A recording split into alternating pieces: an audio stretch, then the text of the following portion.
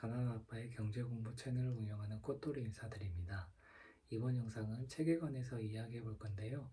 제가 많은 빚을 지고 벼랑 끝에서 힘든 시기를 거치면서 어떤 삶을 살아야 할까 고민하고 있을 때 저를 다시 일으켜 세워주고 빈털터리에서 자본가의 꿈을 꿀 수 있게 도와준 책들을 한 권 한 권 소개해 볼까 합니다. 제가 보이지 않는 밑바닥에서 어떻게든 살아보려고 처음 했던 일이 재테크 유튜버들이 읽었던 또는 추천해주는 책들을 찾게 되었습니다. 그러다 보니 연관연상들이 연결되면서 먼저 부의 길을 걷고 있는 유명 유튜버들의 채널을 접하게 되었고, 거기에서 저에게 필요할 법한 책들을 찾기 시작했습니다. 책 읽는 건 좋아했었고 그나마 돈이 아주 적게 드는 일이었기 때문에 쉽게 다가갈 수 있었고 실행에 옮겼습니다. 제 상황이 재테크와 투자 시점이 아니었기 때문에 제가 택했던 책들은 주로 돈과 자본주의에 관련된 책들이었습니다. 그리고 책을 읽다 보니 부자들에 관련된 이야기를 많이 접하게 되었고, 부자들의 궤적을 따라 할 수 있는 행동을 실행에 옮겨보기로 결심하고 따라하기로 했습니다. 백인백색이란 말처럼 다양한 책들이 있고 나와 맞는 결을 가진 멘토를 아직 찾지 못했지만, 다양한 책들을 읽고 멘토를 만나다 보면 저와 결이 맞는 멘토를 찾게 되지 않을까 싶습니다. 오늘 소개할 책은 자본주의라는 책인데요.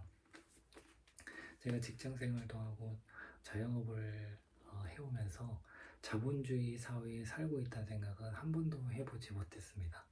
그래서 이렇게 이번 계기를 삼아서, 공부하는 계기로 삼아서 책을 찾다 보니까 자본주의 사회의 자본주의라는 책을 알게 되었고, 이 책은 저와 같이 아직 금융문맹이거나 경제 초보이신 분들이 쉽게 접할 수 있는 내용이라고 생각되어집니다.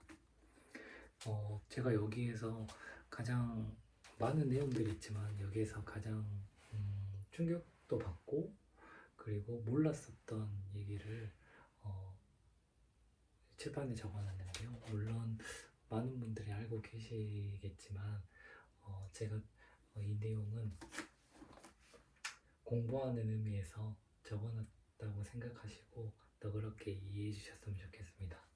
일단 두 가지가 이 책에서 저는 가장 큰 충격이었는데요. 돈이 만들어지는 과정하고 이자 시스템이 없는 은행. 먼저 돈이 만들어지는 과정을 알게 됐는데요. 저는 처음에 대출은 남의 돈, 누군가 은행에 예금을 하면 그 돈으로 나에게 오는 것이라고 생각을 했었는데 그게 아니었고, 일단 어떤 사람이 100원을 입금하게 되면 이 지급 준비율이라는 것 때문에 10%만, 그 돈의 10%만 남겨놓고 90원을 다른 데다 대출을 해줄 수 있다고 합니다. 그리고 또 이 90원을 가지고 10%만 남겨놓고 또 다른 곳에 빌려줄 수 있다고 합니다. 그래서 이 돈이 만들어진 과정을 보면 이렇게 했을 때 지급 준비를 10%로 가정하고 100억을 누가 예금을 했다고 하면 최종적으로 1000억이 만들어지게 되고, 그리고 지급 준비를 3.5%로 하고 5천억을 누가 예금을 했다고 하면 총 6조 60억이라는 돈이 창조가 됩니다. 이거를 저도 이 용어를 여기 책에서 알게 됐는데, 이거를 신용 창조라고 하고 신용 팽창이라고도 하더라고요. 보면, 그래서 저는 은행이 남의 돈을 가지고 어디 금고에 쌓아놓는 건 줄 알았지만, 여기 보면은 그런 게 아니라 예금한 돈의 90%는 컴퓨터상의 계좌로 찍어냄으로써 돈을 창조한다고 합니다. 즉 은행은 없던 돈을 만들어내는 일을 하는 곳이라고 이 책에서는 쓰여 있습니다. 그리고 저는 채무 조정을 받으면서 은행에 그때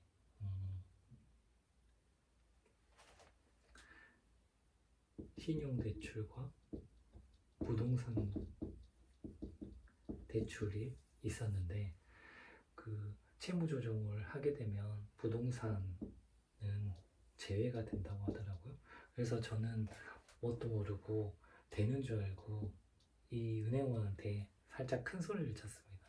저 지금 채무 조정이니까 지금 그분께서 조정기간 2개월, 3개월 동안은 이자, 원금을 내지 않아도 된다. 그런데 이 직원이 무슨 소리 하냐. 나는 그런 거 들은 적 없다. 하지만 그런 일이 있을 경우에는 너가 가지고 있는 부동산을 경매 처분하겠다. 이런 소리까지 들어봤었거든요.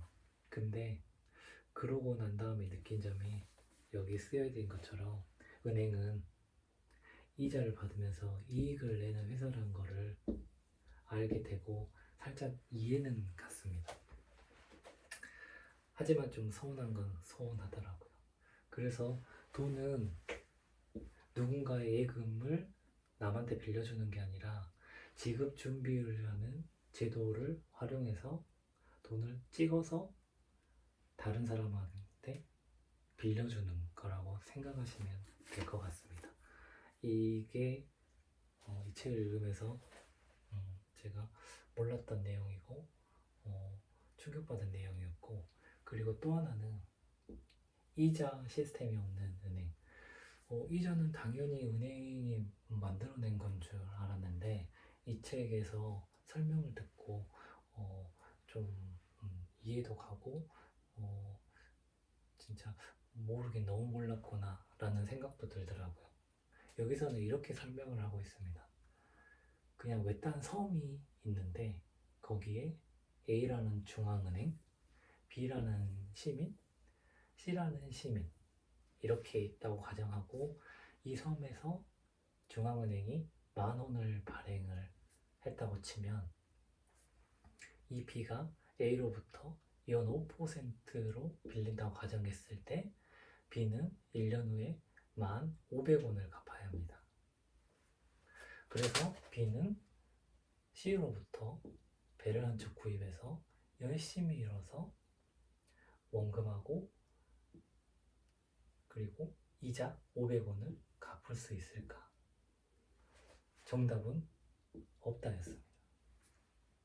이유는 은행에서 발행한 돈은 딱 10,000원입니다.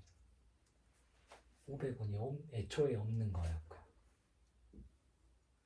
그렇다면 여기서는 방법이 있는데 A가 중앙은행이 또 500원을 찍어내서 시민 D에게 대출해주는 방법입니다.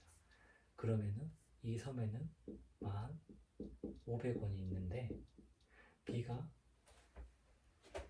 열심히 일해서 갚을 수 있는 환경이 만들어지는 겁니다. 근데 여기서 또 이런 질문을 갖게 되더라고요. 시민 D가 빌린 500원은 그러면 어떻게 되는 걸까? 만약에 누군가에게 대출을 해줘야 되는데 중앙은행 A가 돈을 찍어내지 않는다고 하면 D는 파산에 이르게 된다고 합니다. 그래서 여기에서 말해주는 게 은행 시스템에는 이자가 아예 없고 중앙은행은 이자를 만들기 위해 돈을 찍어낼 수밖에 없는 사회 구조라고 합니다. 그래서 대출을 한번 하게 되면은 계속해서 무슨 은행 무슨 은행 금리가 이만큼 싸다 하면서 대출을 권하게 되는 이유인 것 같기도 합니다. 그렇기 때문에 계속 빚을 권하는 사회가 됐고, 이 빚을 갚기 위해서는 경쟁을 해야 된다고 합니다. 열심히 살았는데 진짜 결국에는 계속 대출을 할 수밖에 없는 상황? 이걸 통해서 조금 이해가 갔습니다. 그렇지만 열심히 사는 방법밖에 해답이 없는 것 같아요. 그래서 이 책에서는 좋은 내용이 아주 많지만 제가 아직 부족한 점이 많기 때문에 제가 여러분들께 소개시켜 드리고 싶었던 두 가지 내용을 오늘은 영상을 올리게 됐습니다. 그리고 좋은 내용은 유튜브 EBS 다큐 자본주의라고 치시면 길게는 4시간짜리 영상이 나오긴 하더라고요. 짧게는 1시간짜리가 있긴 한데 이 영상을 보시면 아주 쏙쏙들이 자본주의에 대해서 알 수 있지 않을까 싶습니다. 제가 채무 조정을 한 지가 2월 말인데 아직 결과가 나오진 않았는데 약 5월 정도에 나올 것 같긴 합니다. 근데 오늘 또 청천벽력 같은 소리를 들었는데 듣는 게 아니라 우편물이 하나 왔더라고요. 저는 생각지도 못했는데 그동안 채무 조정을 하면서 먼저 급한 곳에 대출을 갚다 보니까 국민연금, 즉 4대 보험에 제가 좀 소홀히 해서 4개월가량 연체가 있었더라고요. 우편물이 오긴 왔는데 별거 아닌 건 줄 알고 계속 넘겨짚고 이제 여유가 되면 국민연금도 다시 시작을 해야지 했는데 결국에는 오늘 어떤 통지가 왔냐면 예금채권 압류 우편이 하나 왔더라고요. 좀 마음이 착잡했는데 열심히 살아가도 안 되는 건가, 또 예전 힘들었던 가난한 아빠의 그런 마인드로 돌아가서 오늘은 술 한잔 할까? 사실 채무 조정도 하고 부자가 되어보기로 결심한 다음에 좀 많은 것들을